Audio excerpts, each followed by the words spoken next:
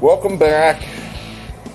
I am Eric Arnold here in, well, it's rapidly becoming the primary studio. It's still our secondary studio. It is in the wee hours of Tuesday, the 9th of March. The weather's going to break, so I think we'll probably start relocating back out into the barn. Just because, I don't know. This works pretty good too, but maybe, it is in the title, and it doesn't make no sense. It's, Eric Arnold, guy sitting at a card table. That doesn't make no sense.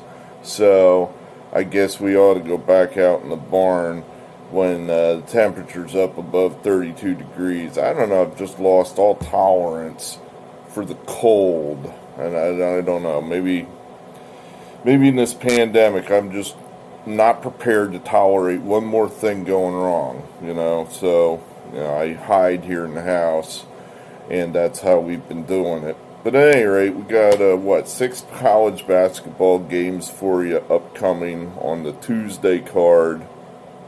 We're kind of in that lull, that eye of the hurricane before the storm really gets rolling. So we're still kind of in mid-major, whatever you want to call it, Tuesday. Not a bad Monday. We actually had more winners than losers. 4 winners, 2 losers. Hey, that's always a great day for us. So makes us feel takes a little of the sting out of that bad Saturday. So good. Well, put it up. There you go. What do we have? Elon, they get it done over Hofstra. That went pretty much the way we'd hoped. That Elon looks like they're on a roll. And, I don't know. Look, I saw a little of this game, and it sure looks to me like the best player on the floor is that freshman guard. Was his name Burford? From Elon. It just looked, what do I know, but that's what it looked like to me. I don't know how Cleveland State covered that number. Whatever. Remember, we were guessing at these numbers because we're making these videos before the odds makers put the odds up, so we're kind of guessing at them. I wrote it down as 3.5. I think it was more like 4.5, and they won by 6, I think. And they trailed the whole game. They were behind by as late as a minute left in the game. And then I guess just everything went their way in the last 60 seconds, Other team cranking up shot after shot, missing, foul, 2 free throws. They go down, turn it over, 2 more free throws, like that. So Cleveland State pulls out the win there. They trailed the whole game against Milwaukee. It sure looked like their season was over. But they get through to the final. Cleveland State does. Appy State, plucky underdogs, finish it off. 4 games in 4 days, I believe, is what they pulled off. Knocking off Georgia State. We were playing the fatigue angle here, and Vince Lombardi said fatigue makes cowards of us all. But on the other hand, when you got something you really want and it's right there in front of you, sometimes I can just shove fatigue into the background just a little bit. And maybe that's what happened here, that Appy State was able to forget they were tired and they just kicked Georgia State's ass, and now they're in the big dance. And what else we got here? We got Mercer. They looked like they were going to get it done, and then they got tired, which is, I think, part of what we were hoping, and Greensboro pulls it out at the end there, so that was nice.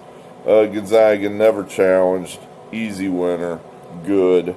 And we were thinking, okay, we're going to go 5-1, but then Northeastern couldn't get it done. Drexel just kept them at arm's length. I mean, I've been unimpressed with this Drexel team for a long time, but man, suddenly now they're 1 game away from being in the tournament. Gee, I don't know the last time Drexel won the Colonial. I really don't. And I'm a Philadelphia guy. So I'd have to look that up. Anyway, 4 winners, 2 losers. Hooray. I guess before we get to the Tuesday slate, housekeeping. Do we have any housekeeping? Welcome to any new subscribers that we have. I think we've got a couple new ones, but remember, unless you have a Google account or a Gmail account, I can't see who signs up. So the number seems higher than it was a week ago. So welcome to all the anonymous subscribers that have signed up. We got baseball coming up, so once this college basketball season winds to a close in 3 weeks, well then, we'll probably roll right into MLB. And I've never won at baseball. I mean, these other sports I have won at in the past, out of sight of you all, of course. You'll have to take my word for it. In the pandemic, I haven't picked a winner since this all started. And that's my excuse, and I don't know if it holds water or not. But MLB, we've never picked winners. Pandemic, no pandemic. I've never been able to hit the formula for MLB. I've read more than one place that MLB is the hardest sport to handicap.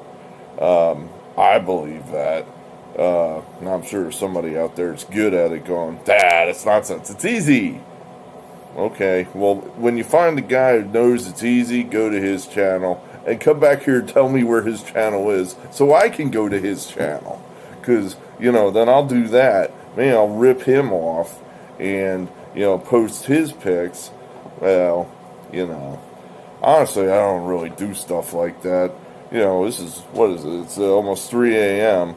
Whose channel am I going to go to rip off? I'm making this stuff up fresh on the fly. There's no one to rip off at 3 a.m. the day before the game. So, anyway. Where were we? I guess we'll just roll into Tuesday here. Let's see. All right, here we are.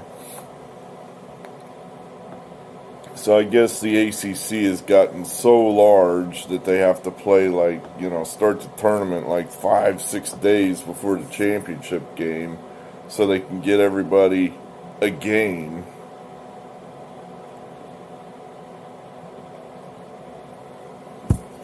I find it funny that Duke is playing on this first day. So that's how bad Duke's been this year. But at any rate, we've got Miami. They've had an injury-ravaged lost season versus Pitt. Pitt's lost players too, but mostly because they've quit. If that, I don't. This is another problem with this goddamn pandemic. There's just not that much information out there. All the reporters are locked in their houses, so they just can't be going out and developing good information. There just isn't that much information out there right now. I'd like to know exactly the circumstances of why some of these kids decide to transfer. Yeah, because I think that kind of, if you got a bad kid in the program who just doesn't fit in, and he quits and decides to transfer, I think that helps a team. Whereas if you have a good kid, but bad coaching or whatnot, and that kid decides to transfer, then I think that hurts a team. I don't think much of, is it Jeff Capel? Capel, I'm reasonably sure that's his last name. Here at Pitt. His historical against the spread record's not good. I mean, perhaps that's just a function of him being a Shasheshki guy, and his number's always the bar's always set too high for him, maybe. So, once again here, we're going to fade Pitt. We've had some success doing that. Miami looks like they have a core set of 5 to 6 guys that are getting all the minutes. Their best player is Wong. he looks like I think he had been hurt. Now it looks like he's back in the rotation. So, yeah, I think Miami should play here. Seems like they want to be into it just a little more than Pitt does. So we'll take Miami. Actually looking at my notes here. Oh, okay, yeah, you're right. Well, yeah. And then we think we got I mentioned the coaching edge, and one last thing on that, the box score from the Pitt-Clemson game, the last game Pitt played, it looked like they played very little defense. So, we're just kind of thinking Pitt's in a coast mode, if you will. Yeah, we'll play, we'll run, we'll try to get out and score some fast break points and hit some threes. What we're not going to do is play lockdown defense. That's what it kind of feels like to me. So we'll take Miami. Duke Boston College. Look, I just broke this down as simple as I could. I just said, you know what? You got probably one of the greatest, if not the greatest program in the last 30 years. They're in a game they need to get. They're not totally out of it yet. The guy that coaches this team does not miss tournaments. He does not happen for this guy. So he needs to get this game. He's up against pretty much a bad program. I mean, when was the last time Boston College did anything? A bad program with an interim coach. If Mr. Superstar Coach with the superstar program and the superstar talent can't blow Boston College out, all right, well, then we were just wrong, But I think you got to play it that way. It's probably about as square as it gets. And, we're nothing if not square in the barn here. So, we're just going to play the chalk here and take Duke. Let's see what else we got here. Here you got the Colonial, Elon, Drexel, You got two underdogs. Somebody's going to win. I just thought Elon looked better. They were running, gunning. They just, the best player on the floor looked to me to be that freshman, Burford. So, and I think they're going to be getting a couple points from Drexel. So, I think the value's there with Elon. We're going to take them. Elon. Wake Forest, Notre Dame. Yeah, I don't know. We guessed correctly that Notre Dame would come out and play with their hair on fire against Florida State, and they did, because I think the team was embarrassed by the students booing the coach in an empty arena by demanding he be fired. There's a reason they want him fired, though. Let's not forget who this guy is. There's a reason that this guy is on the hot seat, and I think you're going to see it in this game, where this is a team Notre Dame should kill. But I don't think they will, just because they're Notre Dame. So we're going to go ahead and say Wake Forest finds some game that they haven't shown in the last month and a half, and goes out and plays hard and keeps it close. I don't know. I'm just looking to see if there's a number on this game. Should be.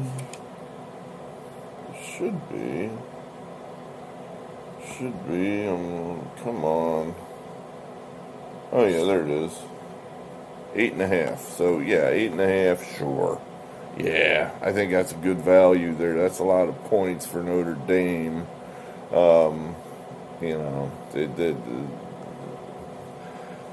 Take Wake Forest. All right, number next. I'm just double checking to see if some of these. I did this hours ago, and now I'm double checking. No, this one still isn't up. Oakland, Cleveland State. This is the championship of the Horizon. Oakland, they won pretty easily tonight over Northern Kentucky. Cleveland State squeaked by Milwaukee. I think we got to be looking here at Cleveland State again. I think Cleveland, my feeling on these Horizon teams was that it looked like they all had their last game in, February 25th or something like that. And they haven't played. And now they're into they had the one game and now they're into the tournament. So I think they're all kind of just not really that well conditioned. And so what you're seeing is this crazy, where bad teams are playing right with the good teams, and you got this crazy overtime stuff. And I think as they play more games, both teams are going to get more into shape. They're going to get their basketball legs under them, and I think as that happens, the better teams are going to will out. In other words, they're going to start showing who they are. The better teams are, and that would be Cleveland State. I think they started to show it in the last 10 minutes of this game against Milwaukee, where, they were just a step slow for the first 30 minutes of the game. But, it was so bad. I was watching other games. I'd given up. I was like, well, that game's over. I think maybe I'll watch Elon. I'm going to watch the team that I picked correctly. That makes me feel better. I don't want to watch a team that I picked incorrectly. And then, in the last 10 minutes, Cleveland State, I think, discovered a defense. They got out and ran on the break because they were generating turnovers off the defense and, won the game. So I think that's what you're going to see for more or less 40 minutes tomorrow is Cleveland State actually playing a full game. And I don't think Oakland's going to be able to handle that. So whatever the number is, we're going to lay it with Cleveland State. I guessed at 6. It might be lower than that. It might be 4 or 5. So, but we're taking Cleveland State. And then last game here. I stayed up all night watching the end of this Pepperdine BYU game just so I could pick this one game. I should have made this video 2 hours ago and just skipped this game. But I don't know. I thought I don't know, I guess I'm not tired, and my cycle's such that I'm in bed at 5 a.m. now, so I should move to the West Coast. That way, well, that means I'd have to live in something like California. Well, maybe I could live in Nevada. Thinking where could I live at? Maybe Idaho. How's that? That's a red state, right? I could live in Idaho. Any rate, if Pepperdine had won, I wanted to take Pepperdine against Gonzaga. But as it is, I think the BYU matchup sets up much better for Gonzaga, I believe. That, for one thing, the number's going to be much lower. I guessed at, what did I put it up at? I guessed 13. The number looked like at BYU it was 11. At Gonzaga it was 17. Here you're on a neutral floor. I'm going to guess 13. It probably should be higher, but I'm going to guess 13, and I'm going Gonzaga. I just think this is a perfect opportunity for Mark Few, whereas BYU is a tournament team. It's a team like a typical team that Gonzaga would play in the tournament, and perfect dress rehearsal. I mean, they've been trying to find reasons to, get out there on the court, but they're just not playing very good competition. So this is perfect. You're going to get a tournament team as a dress rehearsal before, your 6-game run for the title. So, to me, I would treat this just like the real deal. I'd play these guys 38 minutes or whatever I'm going to play them. I wouldn't play them, half and then, all right, well, we'll just rest. I'd make these guys give me a good run. I think if Gonzaga plays their starters 35, 40 minutes against anybody, they're probably going to win and win easily. So Yeah, I'll lay the points. I think they'll handle. Let's put it this way: BYU did not look good tonight against Pepperdine. Pepperdine played hard. Pepperdine also didn't play that well. I mean, they played hard, but they didn't play well. I mean, their best player, he couldn't throw the ball in the ocean tonight. And they still took them to overtime. So I don't know if BYU's playing that well. So I'll go ahead and stick with the chalk. Take Gonzaga again. All right, so there you have it. 6 picks. Good. You know, like I said, we're heading into the home stretch here. I guess we'll have, you know, the Monday and Tuesday and Wednesday before the tournament gets going. You know, I guess we'll just use those days to fill out our brackets, if you will. I mean, where we can, you know, discuss what the bracket looks like. I'll probably fill out a bracket one way, and then I'll handicap it totally different. In other words, I'll have one team going all the way to the finals, and then I'll pick against them every freaking game. It'll probably be something totally inconsistent. But, you know, oh well. You know, honestly, this is the first time we've gotten this far. You know, last year we were having a half-decent, you know, inaugural college basketball season, and then the world ended. And that was the end of it. We're almost to the year anniversary of the world ending. And the world still has ended. It's still over. You know, I'm in a pretty good mood, so don't get me started. But, you know, take these masks off. Take them off. Take them off. You're vaccinated. You don't need them anymore. You really don't. But, hey, you know, you can do what you want, right? It used to be a free country. So, at any rate, all right. Thanks for being here. Hit the like button. Don't hit the like button. Hit the like button. And we'll see you again, I guess, tomorrow night. Thanks. Signing off. See you tomorrow.